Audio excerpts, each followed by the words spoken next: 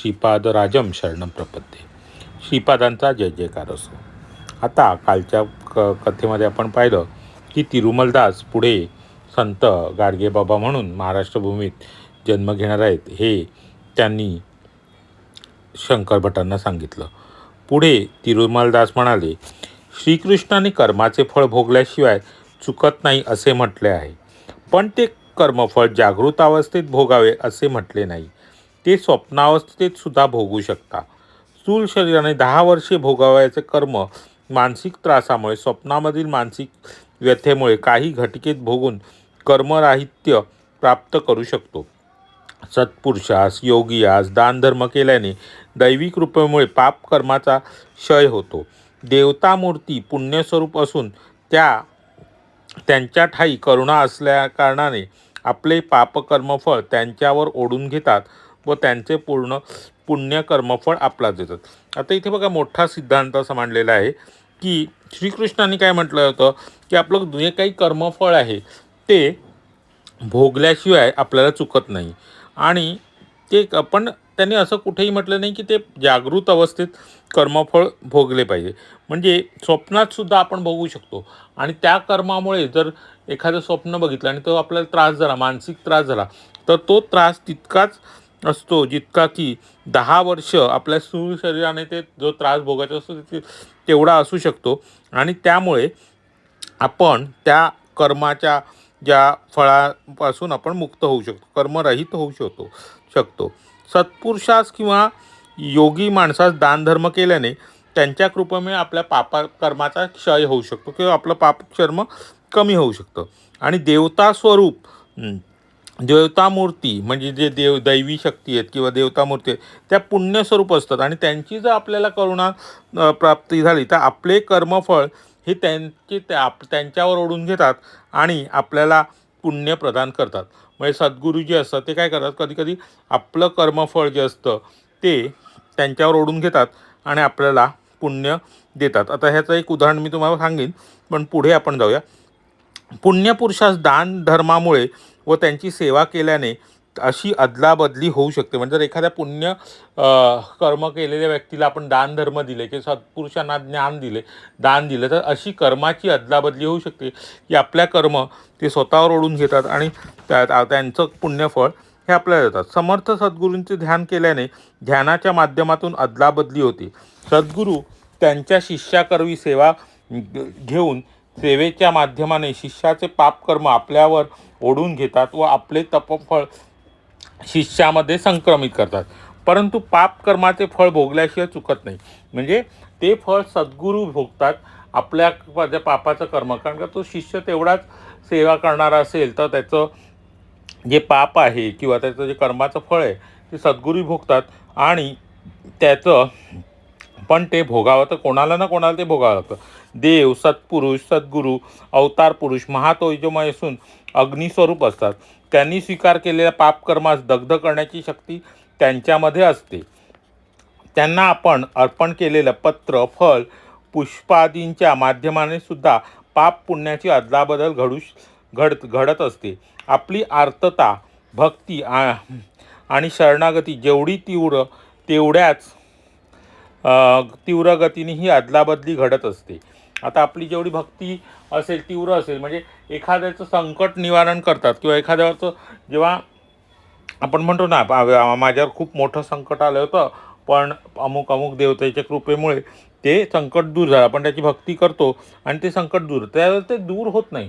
तर ती जी दैवी शक्ती असते ते आपलं पापकर्माचं जे फळ असतं ते स्वतःवर घेतं आणि त्याचं तेज एवढं असतं की ते त्या तेजामुळे ते पापकर्माचं फळ भस्म होऊन जातं आणि त्याचं पुण्यकर्मफळ आपल्याकडे येत असतं. आणि हीच आपल्याला दैवी कृपा म्हणता येईल की आपल्याला एखाद्या संकटातून बाहेर पडतो. काही वेळा श्रीपाद श्रीवल्लभ आश्रितांचे पाप कर्मफळ निर्जीव असले दगडधोंड्यावर फिरवीत. म्हणजे काही वेळा श्रीपाद श्रीवल्लभ किंवा जर तुम्ही जर हे बघितलं तर नृसिंह सरस्वतींच्या जर गुरुचरित्रातल्या कथा ऐकल्यात तर ते काय करायचे तर हे पापकर्म निर्जीव गोष्टींवर फिरवायचे, म्हणजे दगडांवर वगैरे असं करायचे. त्या दगडधोंड्या फोडून नाना विचित्र मार्गाने पापकर्माचे निर्मूलन करीत. म्हणजे ते जेव्हा पापकर्म एखाद्या निर्जीव वस्तूवर दगडावर धोंड्यावर केलं की त्याचा तो फुटत असे किंवा त्याचा स्फोट होत असे आणि ते जे पापकर्म आहे त्याचं निर्मूलन होत असे. त्यास अनुसरून एक दृष्टांत सांगतो, लक्षपूर्वक आहे. श्रीपादांच्या जन्मापासून त्यांना पुरेसे दूध मिळत नव्हते. आता बघा, श्रीपादांच्या जन्मापासून त्यांना पुरेसे दूध मिळते. सुमती महाराणी आपल्या पुत्रास पुरेसे स्तनपान करू शकत नव्हती. त्यांच्या घरी एक गाय होती. त्यांच्या घरी असलेल्या काल अग्निशमन दत्तास नैवेद्यापुरते एवढेच दूध द्यायची. बाकी दूध आपल्या वासरास पाजायची. त्या गायीची ही एक विचित्र प्रवृत्ती होती. म्हणजे गाय काय करायची, तर तेवढंच दूध द्यायची जेवढं लागेल. म्हणजे त्या काल अग्निशमन दत्तांच्या पूजेसाठी जेवढं दूध लागेल तेवढं ती द्यायची आणि त्या बाकीचं दूध आपल्या वासराला पाजायचे. बाकी इतर दूध ती देत नव्हती. काल अग्निशमनात दत्तास नैवेद्यासाठी ठेवलेले दूध कधीकधी नैवेद्य दाखवायच्या अगोदर श्रीपाद प्रभू पूजा मंदिरात जाऊन प्राशन करायचे. असे घडल्या दिवशी श्री अप्पळराज गुळाचा खडा नैवेद्य दाखवून उपवास करायचे. म्हणजे जर दत्तांना ठेवलेलं, काल अग्निशमन दत्तांना ठेवलेलं जर दूध श्रीपादांनी प्यायलं तर मग काय करायचे, अप्पळराज ते गुळाचा खडा फक्त दाखवायचे आणि आपल्याला दत्तांना दूध दाखवता नाही आलं तर म्हणून त्या दिवशी ते पण उपवास करायचे. पतीचा उपवास घडल्या दिवशी सुमती महाराणी पण उपवास करायची. एखादे समयी नैवेद्य दाखवेपर्यंत तर श्रीपाद थांबले त्या दिवशी ते दूध श्रीपाद प्राशन करीत. त्यांच्या वंशात जन्मलेल्या अपूर्व आणि दिव्य शिशूस पुरेल एवढे दूध आपण देऊ शकत नाही या विचारांनी माता पिता चिंतित होते. तर एखाद्या वेळेस काय व्हायचं की श्रीपाद जर थांबले तोपर्यंत तर नैवेद्य दाखवून झालेलं दूध श्रीपाद प्यायचे, पण आपल्याकडे जन्मलेल्या अशा दिव्य बालकास पुरेसे दूध आपण देऊ शकत नाही म्हणून त्यांचे माता पिता नेहमी चिंतित होते. व्यंकटय्या श्रेष्ठी आणि नरसिंहवर्मा यांनी भरपूर दूध देणारी एक गाय अप्पळराजास दान देण्याचा प्रयत्न केला. आता तुम्हाला माहिती आहे तिकडे जे दोन श्रेष्ठी होते, कोण, व्यंकटय्या श्रेष्ठी आणि नरसिंहराय वर्मा, हे त्यांना अप्पळराज शर्मांना गाय दान देण्याचा प्रयत्न करत, पण सारे प्रयत्न व्यर्थ झाले. कारण दान स्वीकार न करण्याचे अप्पळराजांचे व्रत होते. आता जे अप्पळराज नरसिंह शर्मा होते त्यांचं काय हे होतं की दान कोणाकडून घ्यायचं नाही. आपण जर जेवढं एखाद्याकडे पूजा अर्चा काहीतरी सांगू तेवढंच ते धन घेत असत. त्यामुळे दान घेतल्याने पापसंग्रह होतो असा त्यांचा अभिप्राय होता. ते वेदशास्त्र संपन्न नसून केवळ वेदसभा असल्यास त्यातून मिळालेली दक्षिणा स्वीकार करीत होते. म्हणजे आता ते वेदशास्त्र संपन्न असल्यामुळे ते काय दान घेत नसतं. दान घेतलं म्हणजे काय व्हायचं, तर पापसंचय होतो असं त्यांचं मत होतं आणि फक्त वेदशास्त्र सभा असेल तरच तेथे दक्षिणा मिळेल तर ती घ्यायची, एवढंच त्यांचं होतं.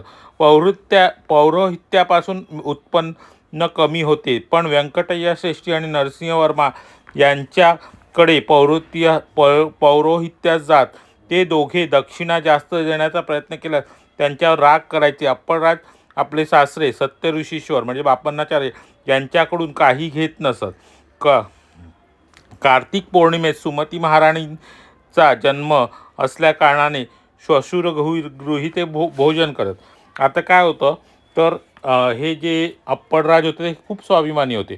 ते कोणाकडूनही जास्त धन घेत नसतं. पौरोहित्य करायला गेले तरी कोणी त्यांना जर व्यंकटय्या श्रेष्ठी किंवा राय शर्मा वर्मा यांनी जर त्यांना जास्त धन देण्याचा प्रयत्न केला तर ते घेत नसत आणि ते आपल्या सासऱ्यांकडून सुद्धा काही घेत नसत. पण कार्तिक पौर्णिमेच्या दिवशी काय होतं, सुमती महाराजांचा जन्म असायचा. म्हणजे श्रीपाद वल्लभांच्या आईचा जन्मदिवस हा कार्तिक पौर्णिमा होता. त्या दिवशी ते काय करायचे तर आपल्या श्वशुरगृही म्हणजे आपल्या सासऱ्यांच्या घरी बापन्नाचार्यांच्या घरी भोजनाला जायचे.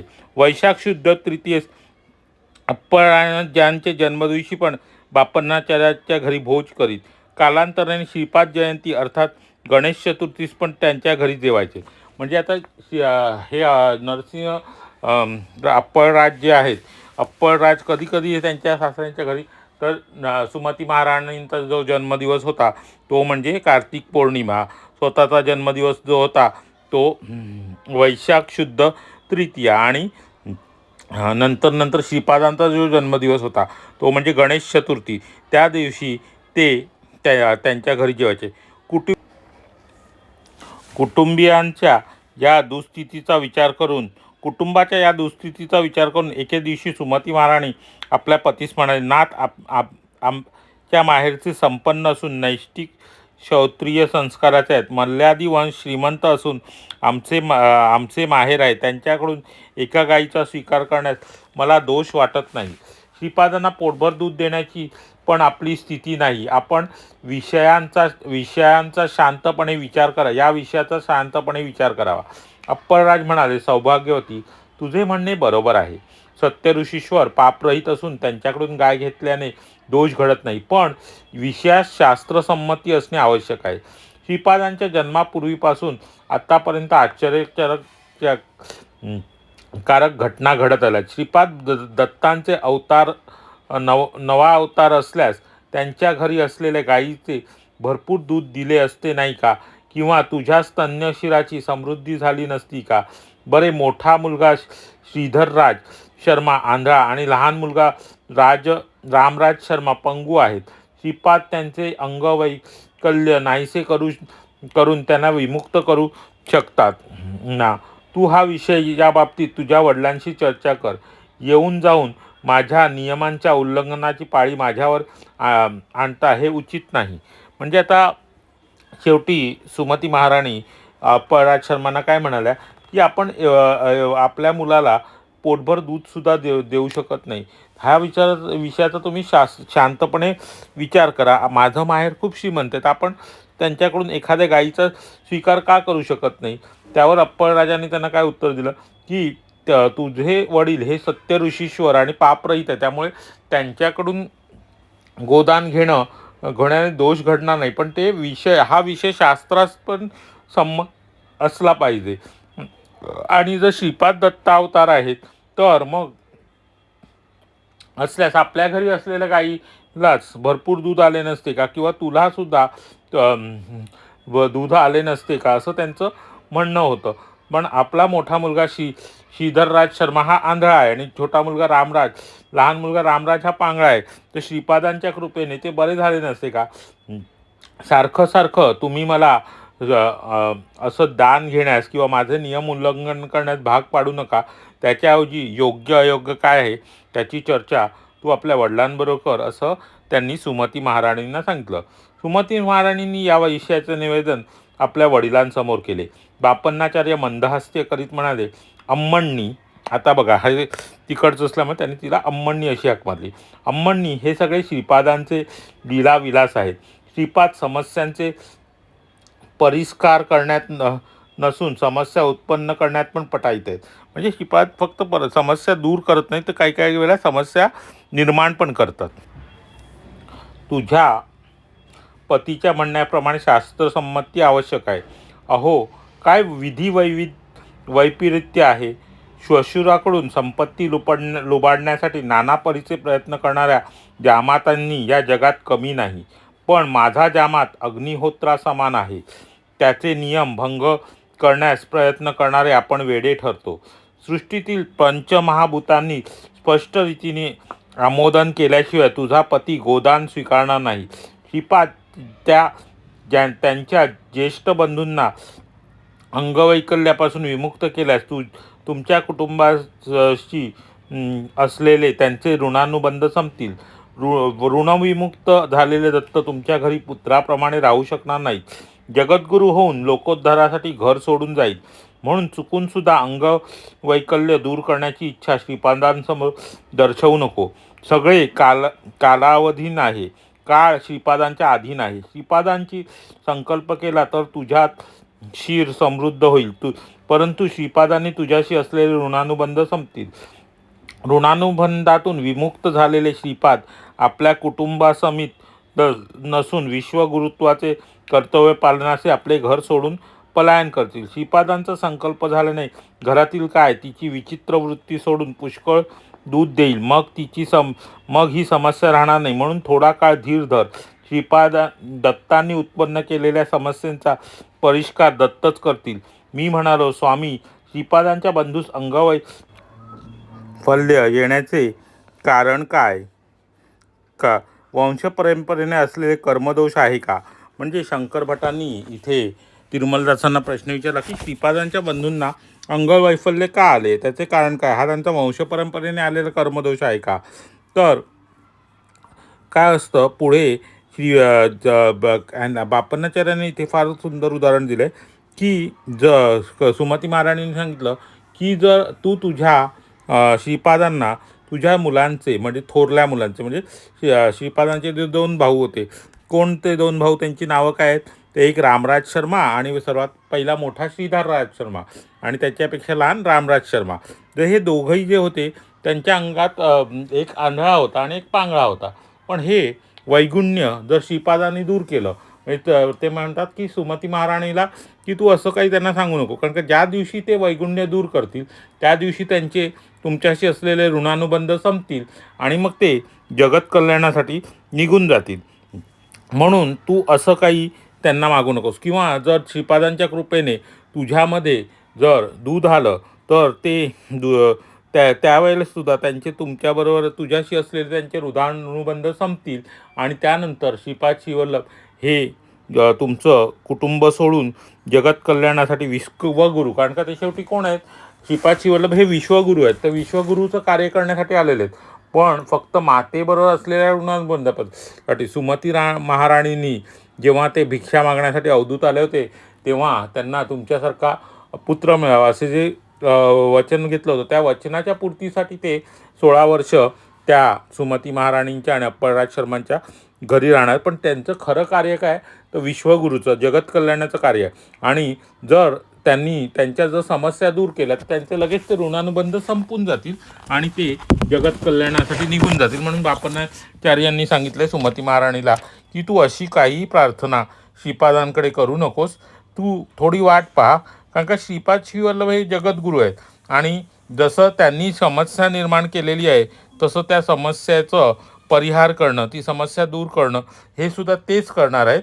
त्यामुळे तू थोडी वाट पहा, काही दिवसात त्या गाईला भरपूर दूध येईल, ती गाय भरपूर दूध द्यायला लागेल, तर तू थोडा धीर धर असं सांगितलं. आणि त्याच्यानंतर शंकर भटांनी तिरुमलदासांना प्रश्न विचारले की बाबा श्रीपादांच्या बंधूंना असं हे वैकल्य जे म्हणतात ना वैकल्य जे आलेलं आहे ते का आलेलं आहे, म्हणजे ते असे अंग एक आंधळा आणि एक पांगळा असा का जन्माला आले? तिरुमलदास म्हणाले, श्री दत्तांचा अवतार सायन संध्येसमयी झाला, श्रीपादांचा उशाककाली झाला, पुढे होणारा नृसिंह सरस्वती अवतार भर दुपारी अभिजित लग्नावर होणार आहे. दत्तांची लीला अगाध आहे. सायं संध्येनंतर तिमिराचे आवरण येते, जीवन निद्रावस्थेत असते. म्हणून दत्तावतारात योग साधनेच्या परिणामक्रमानुसार समस्त जीवांचा भार वहन करून जीवांना सुखनिद्रा दिली. कोठे जावे, काय करावे, परिणामस्वरूप कोणत्या दिशेस जावे हा उद्विग्न मनस्थितीत जीव असतो. तर हाच गाढ अंधकार जीवास नकळत परिणाम सिद्ध प्राप्त करून देणे दत्तावताराचे वैशिष्ट्य. जीव कुठे प्रयत्न न करता किंवा किंचित प्रयत्नाने नकळत अंतचैतन्याच्या ठिकाणी अगाध परिणाम प्राप्त करतो. हे केवळ भूमंडळास सीमित नाही. श्रीपादांचे आगमन उच्छाखाली झाले. उच्छसमयी सूर्य भगवान सकाळी शक्ती एकाच वेळी प्रयोग करून जीवास पुनीत करीत असतो. श्रीपादांचे सूर्य प्रतीक आहे. श्रीपादांचे सूर्य प्रतीक आहे. जीवनातील विविध शक्ती जागृत होऊन नाट्य करीत वैविध्याने परिणाम स्थिती प्राप्त करण्याचे प्रतीक आहे. मध्याधीन मार्तंडाचे चंड प्रचंड स्वरूप आहे. आत्मा सूर्य आपल्या संपूर्ण शक्तीच्या समृद्धीने दशदिशांत प्रसार करतो. ते तसे जीवास जागृत करण्यासाठी नृसिंह सरस्वती अवताराचे प्रयोजन आहे. हा विषय विश्वव्याप्त चैतन्याचा विषय होय. दत्तावतारात श्रीपाद श्रीवल्लभांच्या अवतारामध्ये काळ रात्र होती. तिचे केवळ महाअंधकाराचे स्वरूप होते. त्याचे प्रतीक म्हणून ज्येष्ठ बंधू असलेले श्रीधरराज शर्मा यांचा शर्माचा जन्म झाला. ती रात्र उलटल्यानंतर होती ती स्थिती म्हणजे संशय, नास्तिकतावाद आणि कर्तृत्व वक्रभाष्य वगैरे. त्याचे प्रतीक म्हणून लहान बंधू श्रीधर रामराज शर्मा याचा जन्म झाला. कुठलाही जीव अंधकारासदृश तामस वृत्तीचे निरसन करून संशय, कुर्तक्य, वक्रभाष्य इत्यादींचा त्याग केल्यावर श्रीपाद वल्लभांचा अनुग्रह प्राप्त करतो. त्यातले रहस्य हेच होय. ते जागतिक प्राण्यांच्या परिणाम दशे संबंधित विषय आहेत. थोडंसं समजण्यासाठी कठीण असा विषय आहे, पण आपण जितका सोपा करता येईल तेवढा करूया. आता काय, दत्तांचा अवतार सायन संध्ये समयी झाला, म्हणजे दत्तांचा अवतार हा संध्याकाळी झाला. श्रीपादांचा अवतार हा पहाटेच्या समयी झाला आणि नृसिंह सरस्वतींचा अवतार हा संध्याकाळी झाला. तर दत्तांचा अवतार आणि श्रीपादांचा अवतार या दोन अवतारांच्या मध्ये संध्याकाळ आणि पहाट याच्यामध्ये काळ रात्र होती, अंधकार होता. अंधकारामध्ये कसं असतं, माणसाला काहीच दिसत नाही किंवा समोर सगळा अंधार असतो, त्याला दिशा मिळत नाही. आणि त्यावेळेला हे सद्गुरू पुन्हा श्रीपाद श्रीवल्लभांच्या रूपात जन्माला आले आणि मग तो मार्ग सापडला असं सूचित करण्यासाठी जो त्यांचा थोरला बंधू होता तो असा म्हणजे आंधळा निघाला. पण त्याच्यानंतरचा जो दुसरा भाऊ होता, कसं असतं, अंधकार जरी दूर झाला तरी माणसाच्या मनामध्ये असं एक मळब असतं, काहीतरी असं विचित्रपणा असतो, नास्तिकता असते, संशय असतो, हे सगळं असतं. त्यामुळे काय असतं, त्याच्या वक्रभाष्य वगैरे, कुतर्क म्हणजे चुकीचे तर्क वितर्क करणं, चुकीचं बोलणं, असं सगळं चालू असतं. आणि ह्याचं प्रतीक म्हणून रामराज शर्मा याचा जन्म झाला. म्हणजे त्याचे दोन भाऊ हे कर्मफळं नव्हती, तर ते सुचवण्यासाठी की श्रीपाद आणि दत्तांच्या जन्माच्या मध्ये काळरात्र होती आणि ती काळरात्र असते, काहीच दिसत नाही, म्हणून तो मोठा भाऊ. आणि जेव्हा दत्त प्रभू त्यांच्यावर कृपा करतो आणि सगळं दूर करतील, त्यावेळेलाच ते त्यांच्या अंगातले गुण दोष जे आहेत, दोष गुण आहेत, ते सगळे नाहीसे होतील व ते पूर्ववत होतील असं सुचवण्यासाठी त्यांनी इथे जेव्हा ज्ञानोदय, खऱ्या अर्थाने ज्ञानोदय होईल, तेव्हा ते दोन्ही बंधू त्यांचे हे उत्तम आरोग्य प्राप्त करतील व त्यांच्यातलं व्यंग दूर होईल असं सुचवायचं आहे. तर पुढचा जो भाग आहे तो असा आहे, वंशपरंपरेने आलेले कर्मदोषसुद्धा आहेत. अप्परराज शर्मा वेलुनाडू मंडळातील वैदिक ब्राह्मण होते, तरी त्यांच्या कुटुंबास ग्रामाधिपत्य होते. श्रीपादांचे पितामह ऐनवल्ली या ग्रामात अधिकारी होते. त्यांच्या कुटुंबात ज्येष्ठ पुत्रास अधिकार देण्याची परंपरा होती. श्रीपादांच्या पितामहांचे नाव श्रीधरराज शर्मा. आता पितामह म्हणजे कोणतं, वडिलांचे वडील, त्यांचं नाव काय होतं, श्रीधरराज शर्मा होते. अप्परराजांचे जे वडील होते. ग्रामाधिकार असलेल्या ब्राह्मणाने आपल्या नावास राज या शब्दास जोडण्याची प्रथा होती आणि ब्राह्मण आहे हे सुचवण्यासाठी शर्मा या शब्दाचा शब्द जोडत. ग्रामात पीक पिकले किंवा नाही पिकले तरी कराच्या रकमेची भरपाई जमीनदारांना करणे अनिवार्य होते. ग्रामाधिकाऱ्यावर कर वसूल करून देण्याची जबाबदारी होती. श्रीधरराज शर्मा ना त्यांच्या आवडी निवडीस बाजूला सारून जमीनदारांच्या आज्ञेनुसार ते वेळप्रसंगी हिंसेच्या प्रयोगाने वसुली करावी लागे. हे त्यांचे ग्रामाधिकारी या नात्याने कर्तव्य धर्म होते. आता काय होतं, जरी धान्य पिकलं नाही पिकलं तरी ग्रामाधिकाऱ्यावर, म्हणजे यांच्याकडे ग्रामाधिकार असल्यामुळे त्या कराची वसुली करून जमीनदाराकडे द्यावी लागायची आणि काही वेळेला त्यांना हिंसेचा मार्गही अवलंबून. पण दैवाच्या दृष्टीने हे पापकर्म, आणि हे कसं ग्रामाधिकाऱ्याचं कर्तव्यच होतं, पण दैवाच्या दृष्टीने ते पापकर्म होते.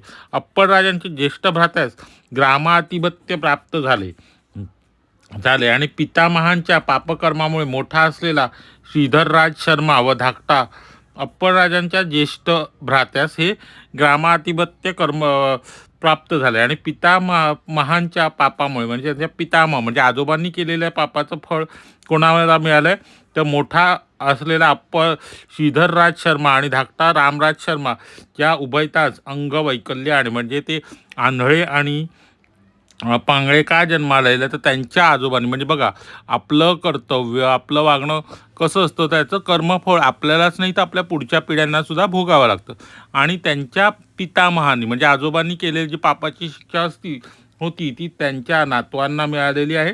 त्यामुळे त्या दोघांना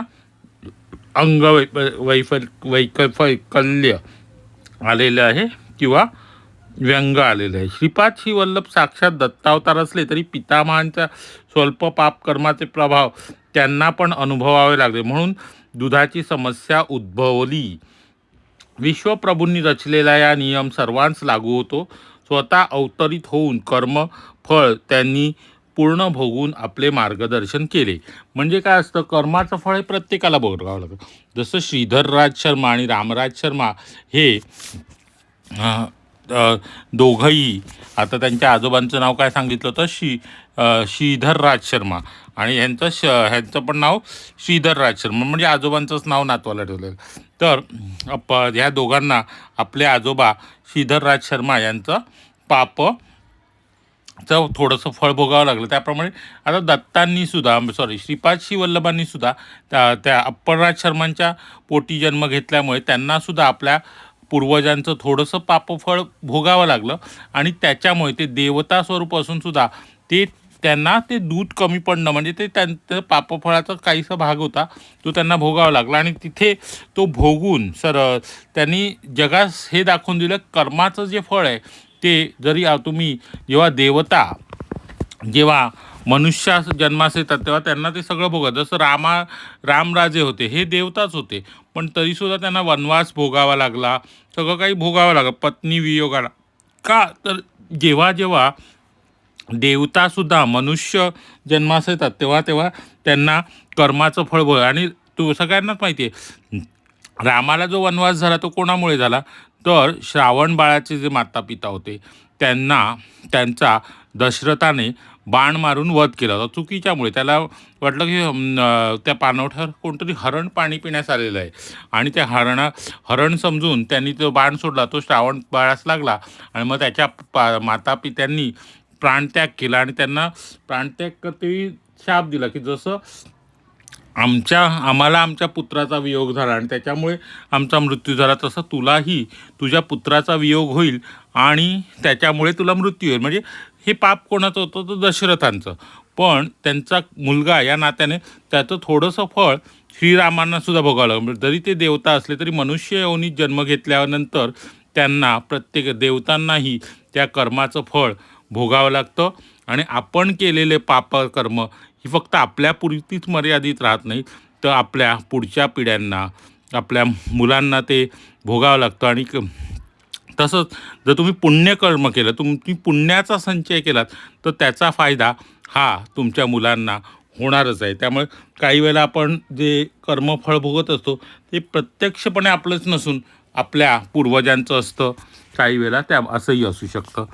तर अशी ही कथा इथे सांगितलेलं आहे. आता श्री व्यंकटय्या श्रेष्ठी व वत्सवाई नरसिंहवर्मा श्रीपादास आपल्या पौत्राप्रमाणे मानित म्हणून श्रीपादांच्या दुधाची समस्या नाहीशी करण्याचा विचार केला. श्रीवर्मा श्रेष्ठीस बोलावून म्हणाले की समस्येचा परिहार तुम्ही करावा. नरसिंहवर्म्यांना वर्म्यांच्या येथे गायत्री नावाने प्रसिद्ध असलेली गायीची संतती होती. त्यातील सर्व शुभ लक्षण असलेल्या एका गायीस श्रेष्ठींनी वर्म्यांकडून क्रय केले म्हणजे विकत घेतलं. कोणी तर जे व्यंकटय्या श्रेष्ठी होते त्यांनी नरसिंहवर्मांकडून ती गाय विकत घेतली. विकत केलेल्या धनास वर्म्यांनी आपल्याजवळ जपून ठेवले. पौरोहित्याचे निमित्ताने अप्पलराज वर्मांच्या घरी आले. गो विक्रय केल्याने धन वर्मांनी अप्पलराजांस दक्षिणा म्हणून दिले. आता जे गो विक्रय करून मिळालेले धन होते ते वर्मांनी कोणाला दिलं अप्पलराज शर्मांना दक्षिणा म्हणून दिली.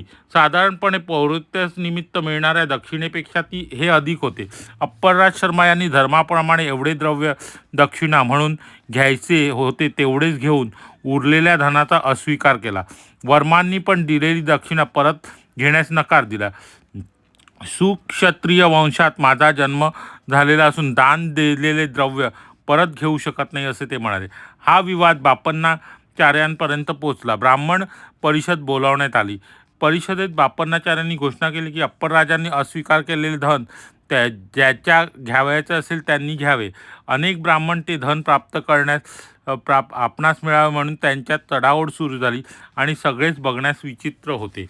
कसं कथा आली आहे बघा पुढे. पुढची कथा अशी आली की व्यंकटय्या श्रेष्ठी आणि वत्सवाई नरसिंहवर्मा. जसं मी तुम्हाला सुरुवातीला सांगितलं ही 3 नावं लक्षात ठेवा.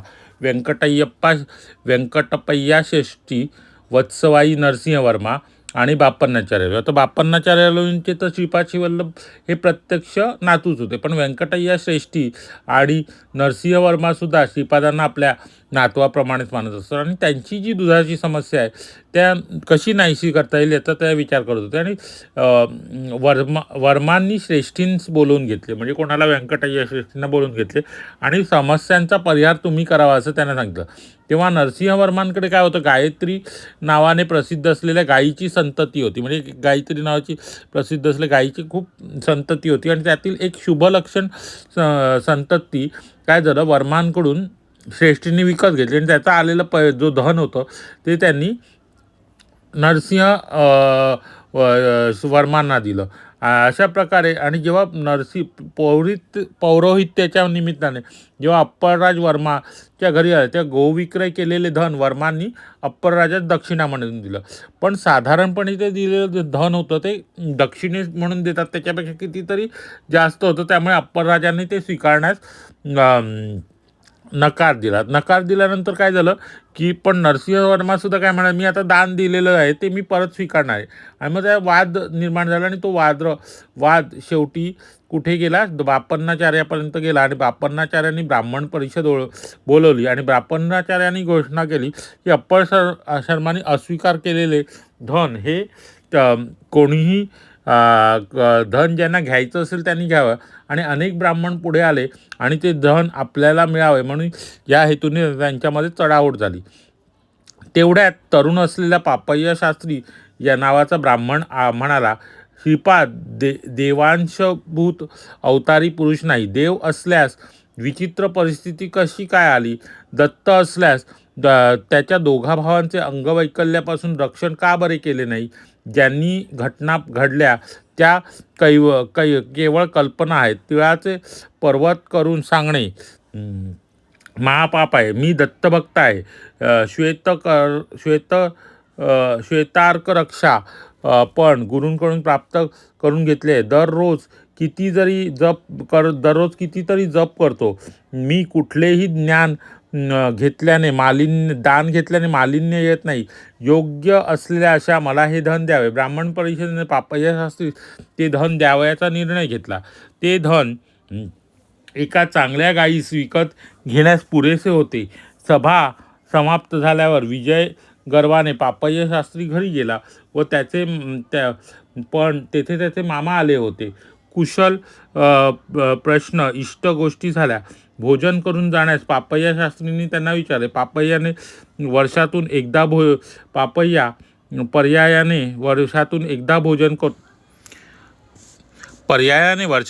भोजन करतो. सध्या भाच्याकडे जेवण करणे जमणार नाही असे सांगून ते घाईने निघून गेले. आता कथा आहे का की जेव्हा तो वाद त्या दत्त ब्राह्मण सभेत गेला तेवढ्या तिकडे पापय्या शास्त्री नावाचा एक ब्राह्मण होता. तो काय म्हणाला, देवांशाभूत अवतारी श्रीपाद हे देवांचा अंश असलेले पुरुष नाहीत. ते देव असते तर अशी विचित्र परिस्थिती मुळात उद्भवलीच का असती. आता बघा, ह्या पापय्याने नावाप्रमाणे पाप करायला सुरुवात केली. त्यांनी श्रीपादांची पहिल्यांदाच निंदा करून मोकळा झाला. तो काय म्हणतो, जर दत्त असते तर त्यांच्या दोघा भावांना असं व्यंग का बरं निर्माण झालं असतं, त्यांनी त्यांचे रक्षण का नाही केले. आणि त्यावर त्यांनी नंतर काय सांगितलं की तुम्ही सगळ्या तिळाचा पर्वत करून ह्या सगळ्या घटना सांगून महापाप केलेले आहे.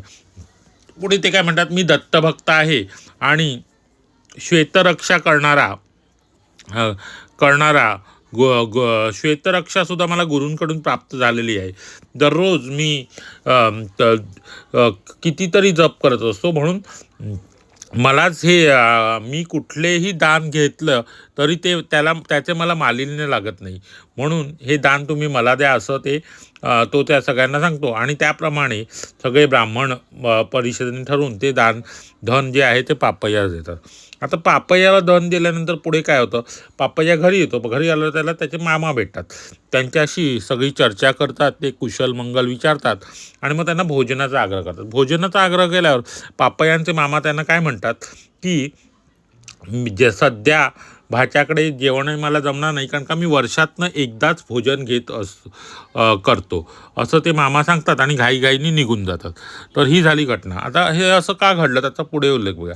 मामा निघून गेल्यावर पापय्या शास्त्री विचार करीत बसले. त्यांची पत्नी जवळ येऊन म्हणाली, स्वामी, आत्ता आलेले तुमचे मामा हे हुबेहूब गेल्या वर्षी वारलेल्या मामांसारखेच दिसतात नाही का?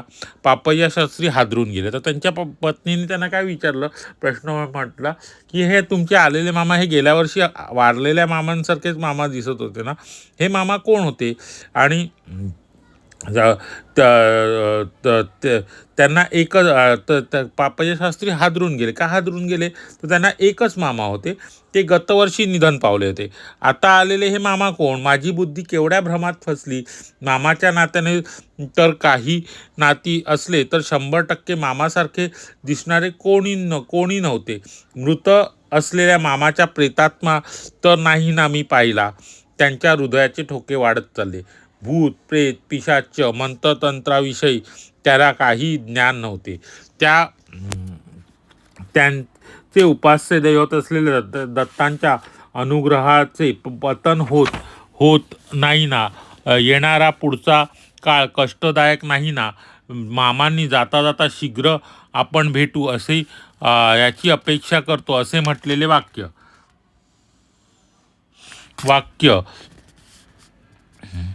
असे म्हटलेले वाक्य त्यांच्या मनात सतत भेडसावू लागले.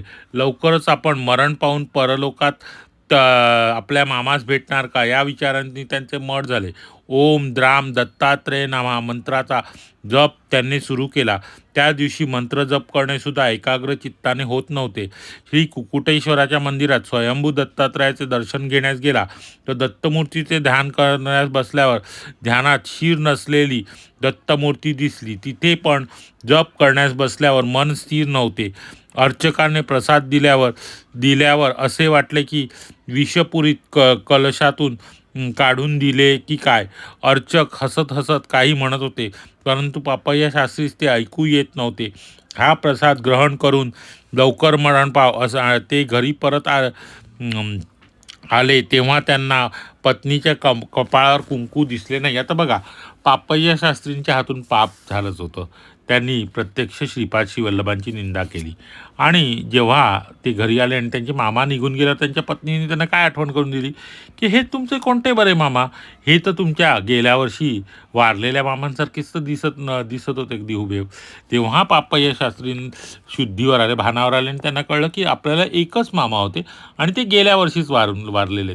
आणि त्यांच्या मामानी जाता जाता काय संकेत दिला होता की मी वर्षातनं एकदा देतो. आता वर्षातनं एकदा गेलेली व्यक्ती ही पितृपंधरवड्यात जेव्हा श्राद्ध कर्म होतं तेव्हाच एकदाच येऊन जेवते, हे आपल्या सगळ्यांनाच माहिती आहे. आणि त्या मामांनी त्यांना जाता जाता एकच वाक्य सांगितलं होतं की आपण लवकरच आपली भेट होणार, आपण भेटू. त्यामुळे पापय्या शास्त्री हे अगदी घाबरून गेले. त्यांना काय वाटलं की आता आपला मृत्यूच होणार आहे आणि त्या विचारांनी त्यांचं मन अगदी अस्थिर झालं. त्यांनी दत्तांच्या मंत्राचा जप सुरू केला. त्यांनी काय सांगितलं होतं, मी अनेक जप केलेले, बऱ्याच वेळा जप करतो. मग त्यांनी दत्तांच्या मंत्राचा जप केला, पण मंत्र जपात सुद्धा त्यांचं मन एकाग्र होत नव्हतं.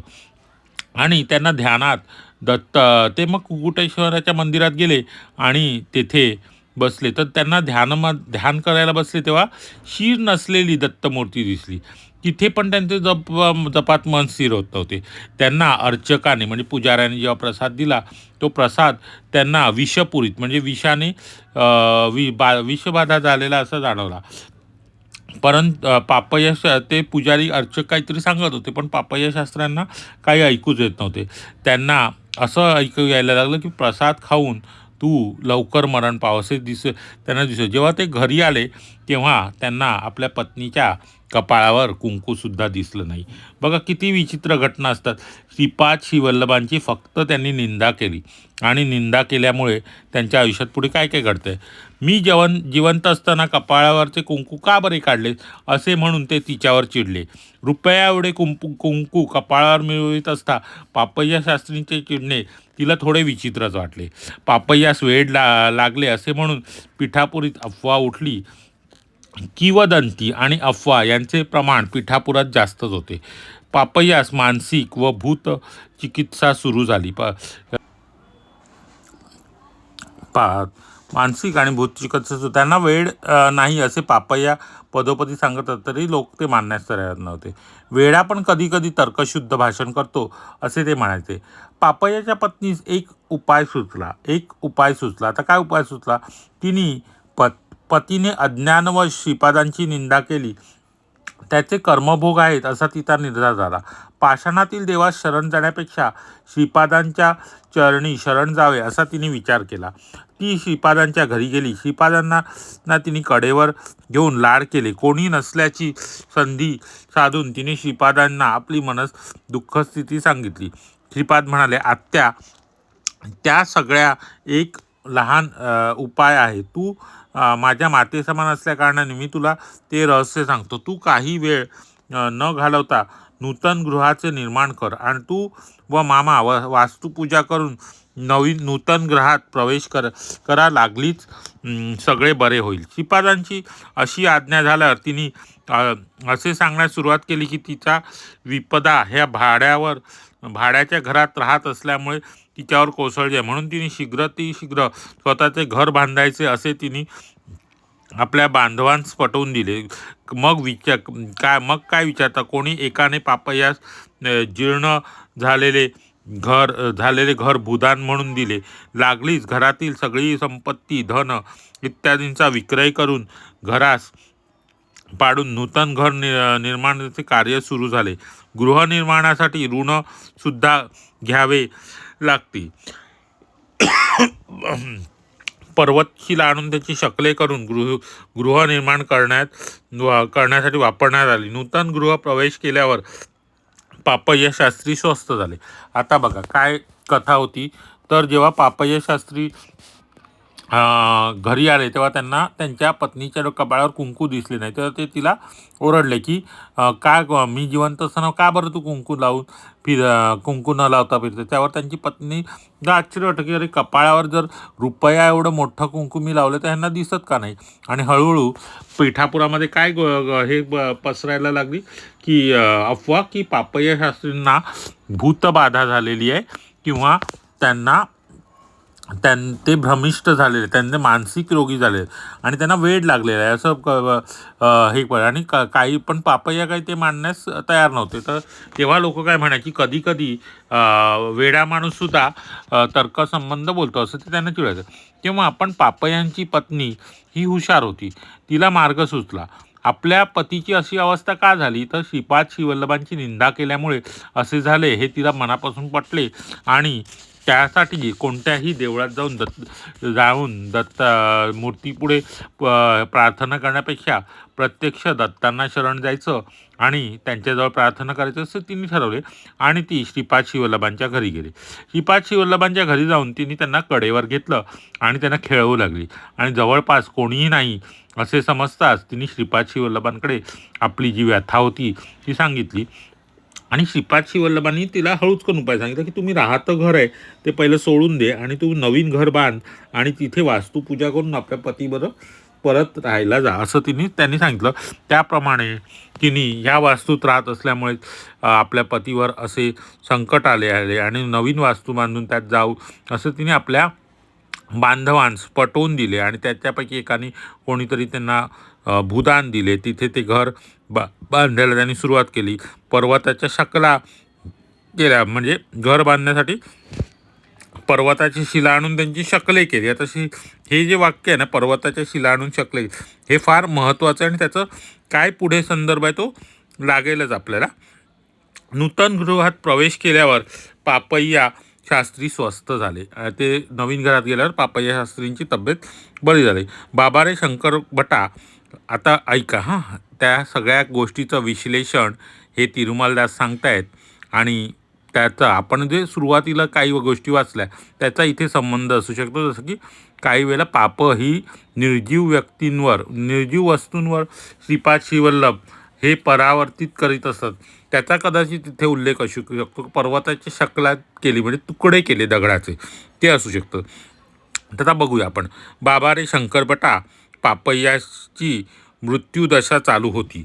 त्याच्या अपमृत्यूच्या संकटातून श्रीपादाने रक्षण केले. त्याला मानसिक त्रास, अपमान, धनव्यय इत्यादी कष्ट देऊन कर्मध्वंस केला. तेवढेच नव्हे तर पापय्याच्या पापकर्माचे शिलांमध्ये आकर्षित केले आणि त्या शिलांची शकले करून पापकर्माचा नाश केला. बघा बघा कसं उदाहरण आलं आहे.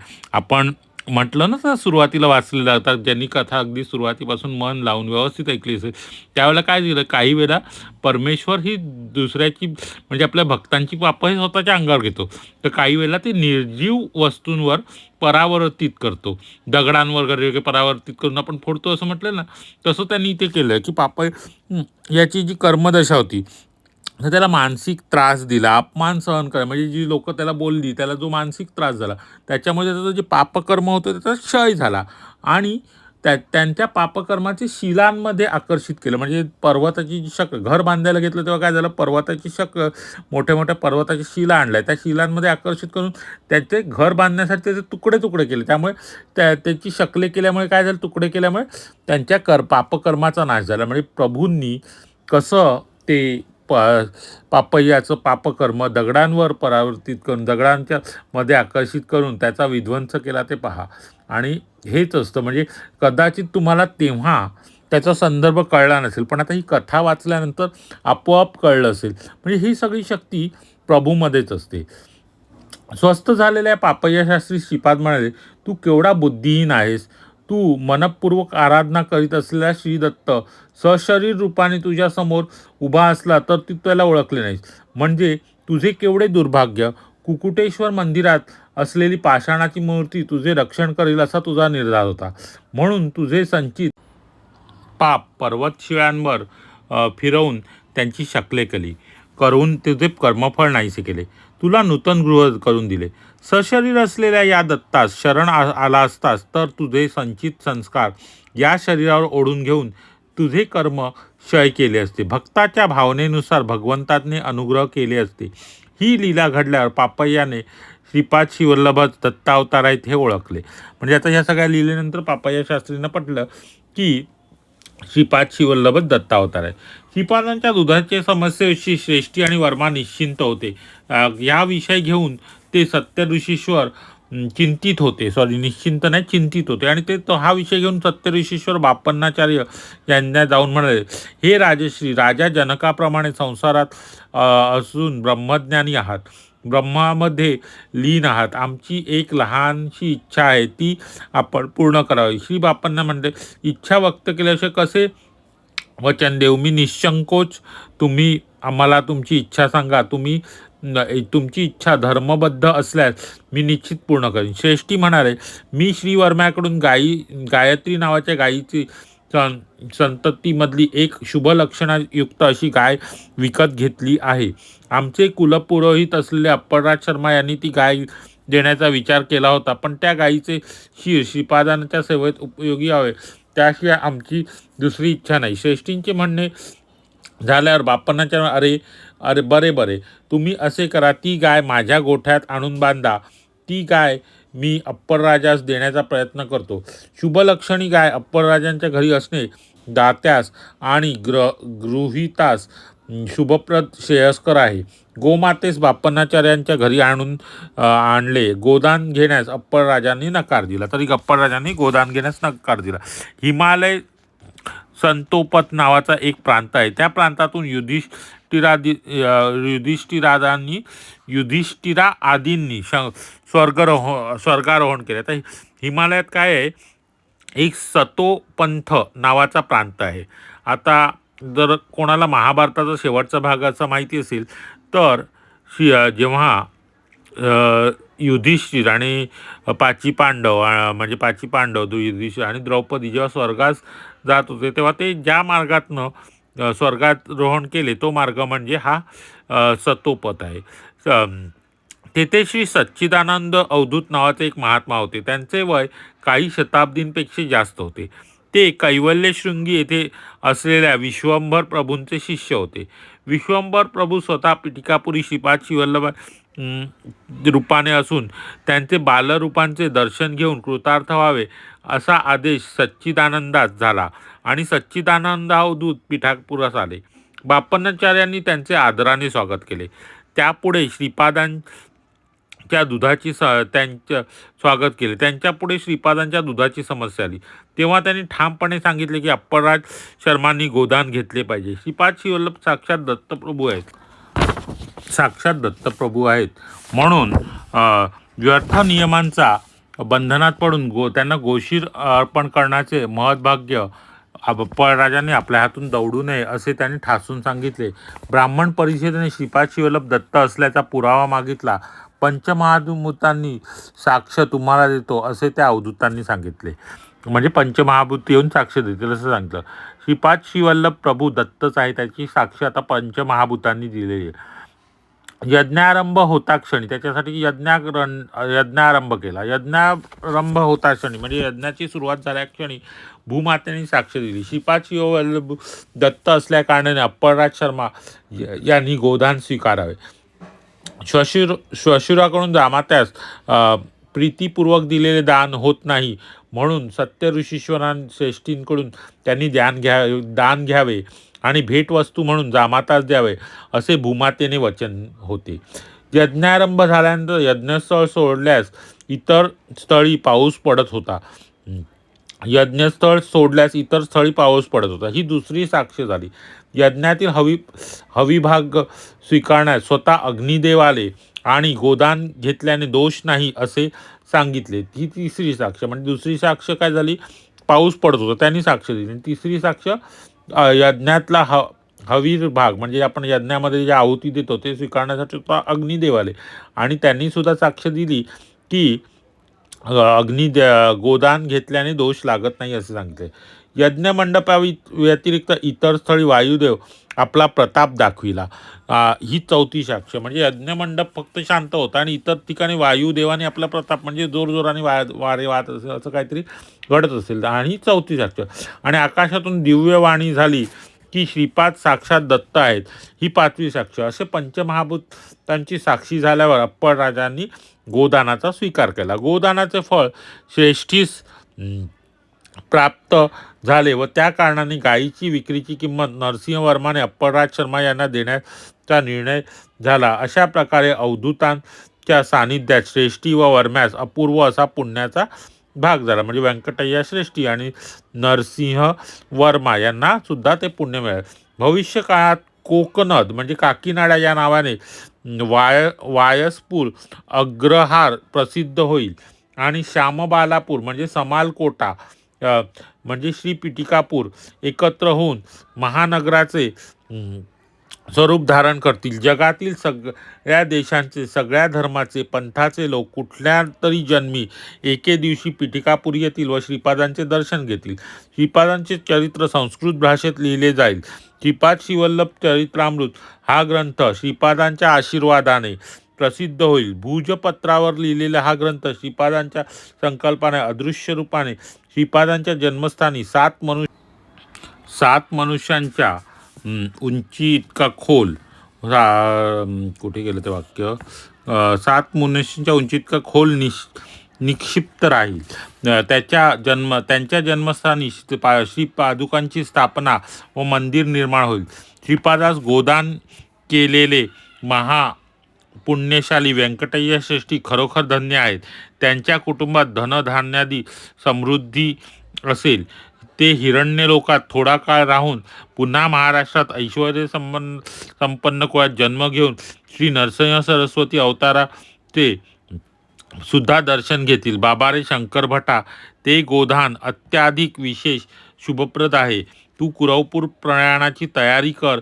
श्रीपाद शिवल्लभ सदैव तुझी रक्षा करतील. आता इथे काय सांगितलं आहे, आता ह्या कथेचा आता इथे शेवट असा झाला की श्रीपाद शिवल्लभांच्या च्या वडिलांनी गोदान घ्यावं म्हणून प्रत्यक्ष हिमालयातील एका भागातून आलेले मोठे हे होते साधू, त्यांच्या करवी साक्ष त्यांनी त्यांना आज्ञा केली अप्पळराजांना आणि एक यज्ञ केला आणि त्या यज्ञामध्ये पंचमहाभूतांनी साक्ष दिली आणि तेव्हा त्यांनी सगळ्यांनी सांगितलं की श्रीपाद शिवल्लभ हे दत्तप्रभू आहेत, हे त्यांनी साक्ष दिली आणि तसे सांगितल्यानंतर त्यांनी तो स्वीकारावा, म्हणजे काय गोदान स्वीकारावं आणि ते शास्त्रसंमत आहे असं सांगितल्यानंतर अप्पळराजांनी ते गोदान स्वीकारलं. त्या गोदानाचं पुण्य व्यंकटय्या श्रेष्ठी यांना सुद्धा मिळालं, नरसिंहवर्मा यांना सुद्धा मिळालं. अशा रीतीने आणि पुढे घडणाऱ्या घटनांचा इथे उल्लेख आला की समालकोटा म्हणजे श्यामबालापूर, ज्याला आता समालकोटा असं म्हणतात, आणि काकीनाडा म्हणजे वायसपूर, जे आता कोकोनत किंवा काकीनाडा या नावाने वायसपूर, हे दोन्ही एकत्र येऊन पुढे एक मोठं महानगराचं स्वरूप पिठापूर जे आहे ते सगळं एकत्र येऊन महानगराचं स्वरूप धारण करतील. कोणत्या ना कोणत्या जन्मात जगातील जगातील प्रत्येक व्यक्ती कोणत्या ना कोणत्या जन्मात तरी इथे येऊन ते श्रीपाद शिवल्लभांचं दर्शन घेईल. आणि असं सांगितलं श्रीपादांचा जो चरित्र ग्रंथ लिहिला होता तो इथेच श्रीपादांच्या स्थानी 7 मनुष्य ते खोल असा जमिनीमध्ये राहील आणि भुजपत्रावर लिहिलेला ग्रंथ जो संस्कृत भाषेत होता. आणि इथेच पुढे श्रीपाद शिवल्लभांच्या पादुकांची स्थापना व त्यांचं मंदिर निर्माण होईल असं तेव्हा सांगण्यात आलं. तर आजची जी कथा होती ना ही विशेष होती. हा कथाभाग तुम्ही अगदी लक्षपूर्वक ऐका. याच्यामध्ये अनेक गोष्टींची सांगड घातलेली आहे. गुरु तुमच्यावर कसे कृपा करतात, काय करतात, तुमच्या पापांचा कसा नाश करतात ते सांगितलं आहे. आणि आपण केलेल्या पापाचं कर्मफळ हे आपल्या पुढील पिढ्यांनाही कसं भोगावं लागतं त्याचाही उल्लेख इथे आलेला आहे. श्रीपाद शिवल्लभांचे 2 भाऊ ते व्यंग असलेले का जन्माला आले, श्रीपाद शिवल्लभांना मातेचे दूध का कमी पडत होते, ही सगळ्याचं मूळ कारण म्हणजे त्यांच्या पितामहांनी म्हणजे वडिलांच्या वडिलांनी केलेले जे पाप होते, जबरदस्तीने लोकांकडून जमिनीचा कर वसूल करणं, हे काम ते करत होते. आणि ते जेव्हा करायचे तेव्हा त्यांनी लोकांची स्थिती न पाहता काही वेळेला हिंसाही केली. त्या पापाचं फळ म्हणून ते 2 भाऊ असे जन्माला आले. आणि शिवाय श्रीपादांनाही मनुष्यजन्म घेतल्यानंतर त्याचा काहीसा भाग भोगावा लागला आणि त्यांना दूध कमी पडत होते. दुधाची समस्या निवारण करण्यासाठी व्यंकटय्या श्रेष्ठी आणि नरसिंह वर्मा यांनी काय युक्ती केली, तरी पण श्रीपाद शिवल्लभांचे वडील अप्पळराज शर्मा ते काही दान स्वीकारत नव्हते. मग त्या दानाचा पैसा पापय्या शास्त्रींनी कसा चुकीच्या मार्गाने मिळवण्याचा प्रयत्न केला आणि पापय्या शास्त्र्यांच्या पापाचं शालन श्रीपादांनी कसं केलं, ह्या सगळ्या घटनांचा इथे उल्लेख आलेला आहे. आणि ह्या सगळ्या घटना तुम्ही जरा शांतपणे वाचा, ऐका, मग तुमच्या लक्षात येईल की कर्मफळ हे किती हे असतं आणि ते कसे ना कसे माणसाला भोगावं लागतं ह्याच्यावर परत. म्हणून आपण नेहमी म्हणतो ना, शेवटी श्रीकृष्णांनी सांगितलेलं जे होतं की आपल्याला प्रत्येक कर्माचं फळ हे आपल्याला भोगावंच लागतं. पण श्रीपाद प्रभूंनी काय सांगितलं की ते कर्मफळ काही जागृत अवस्थेतच भोगलं पाहिजे असं काही नाही. काही वेळेला ते निद्रावस्थेत पण भोगता येतं, मानसिक त्रास करून सगळं हे करून. आणि आपल्या सद्गुरूंवरच मध्ये एवढी शक्ती आहे की ते कर्मफळ ते दुसऱ्यावर परावर्तित करू शकतात किंवा तुमचं जर पुण्यफळ एवढं असेल तर ते आपल्या शरीरावर पण घेतात. आता साईबाबांचं जर तुम्ही चित्रपट पाहिला असाल तेव्हा श्यामाला जेव्हा तो एक मोठा रोग होतो तेव्हा शेवटी तो साईबाबा तो रोग आपल्यावर घेतात आणि त्यांना तो जो महारोग झालेला असतो श्यामाचा तो साईबाबा स्वतःच्या अंगावर, म्हणजे काही वेळेला हे सद्गुरू हे आपल्या भक्ताचा जे काही पापकर्म फळ असतं ते आपल्यावर सुद्धा परावर्तित करून घेतात आणि ते स्वतः भोगतात. आणि त्यावेळेला ते एक वाक्य आलं की त्या एक बाई असं त्या म्हणतात सुद्धा, हो ना हो श्यामा, बाबाने किसी का रोग अपने ऊपर ले लिया आहे, असं ते सुंदर असं वाक्य आहे. आणि त्यानंतर एक गाणं सुरू होतं. म्हणजे हे सगळं जे आपण जे पाहतो ना हे त्याच ह्याच्यातलं संदर्भात आहे. म्हणून मी म्हटलं का एक घटना मी तुम्हाला जी इथे नमूद केलेली नाही पण मी तुम्हाला नंतर सांगेन.